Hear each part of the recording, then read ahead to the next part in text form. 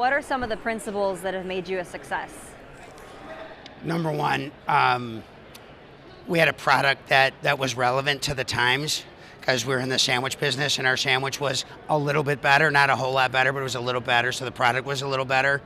The menu was simpler. We made more money per store than our competitors did. As a result, we sold more franchises and franchisees made more money. And so in the free market, what happens is, that's what happens. Money goes where it's treated the best. So we had a better product. It made more money.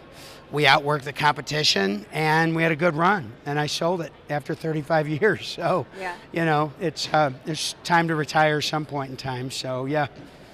So now that I think you sold it in 2019. Yeah. What are you doing now with your time? So I have, I'm invested in multiple businesses. So we're in everything from, we have a massive farming operation, so we grow corn and soybeans. We grow in Illinois and Kansas.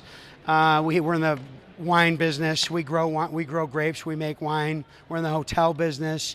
We're in the high performance outdoor gear business. We're part of the largest Taco Bell, Panera, Arby's, and Pizza Hut franchisee. I think we got like 2,400 restaurants, part of that group. So what I do is I'm an investor. So I deploy capital. So we have a family office that deploys capital, and we invest in the jockey, not the horse. So we invest in the jockey. We invest in because there are two kinds of people: people that make it happen, people that tell stories about why it didn't happen. So I invest in the make it happens, and I reinvest in those, and I don't in the storytellers because I don't want to hear a story, right? Yeah. So we're in the capital deployment business. We're investors, and that's what we do. So we've got a family office with a group of really smart people, and so we have real estate, warehouse, and industrial, commercial, residential, multifamily, just all kinds of different stuff. But we've been doing that for a long time. We've been producing excess capital since about 2005. So I didn't sell till 2019, but so for all that time period, we had way more than we consumed. So we redeployed it. Okay. Yeah. So what's your advice to businesses that maybe are just trying to get started out or just in general under the Biden administration, with the record high inflation, everything that's going on right now? What's your advice to somebody who's trying to run a business in all of this? Yeah, well, you have to adapt or die, right? And so you have to adapt. So with $15 an hour minimum wage and $52,000 minimum base salary for anybody, and with guaranteed insurance and all the costs of doing business, you have to, like our business, everything was made by hand. Everything was hand sliced fresh by hand. So it was super labor intensive. Right now, today, that's going to be a little tougher. So I know that the new owners of Jimmy John's are having to automate and do things automated that were done by hand before. So you just have to take into account the current environment, and there are people that are going to succeed because it's America. But with the government, like I said in my speech today, there's 14 states that are giving out between $80,000 and $100,000 a year in welfare for a family of four. Well, that's just not sustainable, and nor is it good for the recipients of the welfare. It may be for a short time, but if they're capable, you destroy a man's soul. You destroy a family, but you don't want to give them a fish. You want to teach them to fish. So when the government is your biggest competitor, it makes it really, really hard to start a small business when there's 5 or 6 million people that are unemployed, that are totally capable, that are earning this free money from the government. So I get excited about it because, gosh darn it, the government works for us and they serve us. We don't serve them, and they're using this money as bribe money to have people vote for them and keep them at home. So it's completely mixed up right now. It's a tough time. We have businesses right now that are very successful, but prices are going up, things are getting more expensive, and it's getting much harder. So it's adapt or die. It's the same. It's adapt or die. And, that's really the deal, right? I mean, you can eat the chicken eggs, not the chicken legs. Don't kill the chicken, right?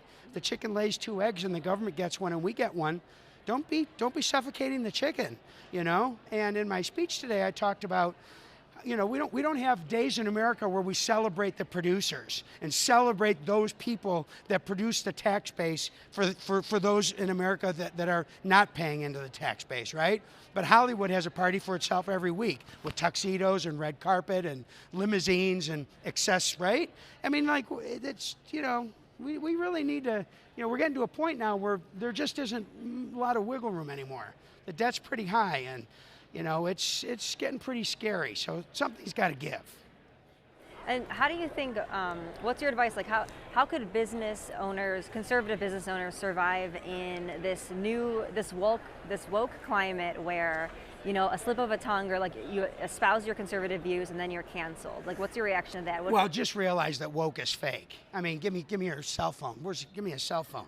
I mean, it's a piece of plastic, right? So I was canceled back in 2014. I'm a hunter. I hunt all over the world. But I mean, to have this thing right here is going to tell you about you. This is bullshit. Okay, the cell phone is, and I think all kids, I think kids should not be allowed on social media. I really do. I think that a kid should be an adult, just like alcohol, cigarettes, rated R movies.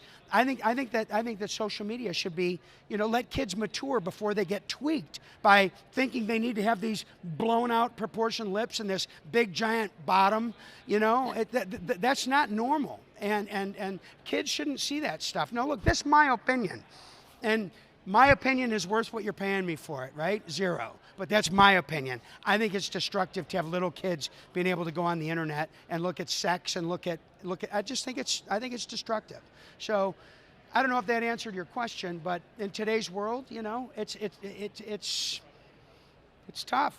It's tough. But we're discovering a lot right now, right? Thank God for Elon Musk. And thank God what he discovered in Twitter, because they would have kept lying and they would have kept doing what they're doing because power is addictive and they don't want to give it up. And look what they did. They weaponized the federal courts, the IRS, the CIA, and the FBI. Completely weaponized it. And look what they did to Mr. Trump. Like him or not, what they did to him was horrific. It was horrific. And they had all the Biden information all that time, and they covered it all up. That is horrific. And you know, we're one day late with our income tax payment or our sales tax payment, and all of a sudden we're in jail. You know, and these guys are all running around getting billions and millions of dollars, you know? So I'm not happy about it. I mean, really. My dad's mixed race. My mother, a Lithuanian immigrant. I'm a dyslexic, uneducated, self-made billionaire. That's not going to happen again. It's not. Well, FTX tried it, but that didn't last very long. Yeah, right? It did not last long. It didn't last very long. I think that was the quickest drop in net worth in history ever. Yeah. So anyway. But do you see? So would you say then, as America, are our best days behind us? No way. No, there's no way we're giving up. There's no way. No, we're not giving up. We're just going to let these folks that are in power that shouldn't have power, get them out of power. And it's going to start by we've got to have voter ID. We got to have term limits. It's the only way. Look what happened with DeSantis. He locked down Florida, made rules. They have voter ID, and look what happened. And they had their tally done in 3 hours. Okay, let's let DeSantis run stuff. Let's have it run right. You know, I mean, it's not cool. It's not cool. All right, last question. Yeah. What's your favorite sandwich? It depends on the day. It depends on the day. I like the East Coast, spicy East Coast hoagie right now. That's my favorite. But my go-to is typically a turkey tom. How about you? I like mortadella, but I don't find that often. I'm Italian, so. Yeah, I love mortadella. Yeah? I love mortadella, but we don't have mortadella. Very underrated. Very underrated. Yeah. It's delicious. Yeah. So, Merry Christmas. You nice too. talking to you. Merry Christmas.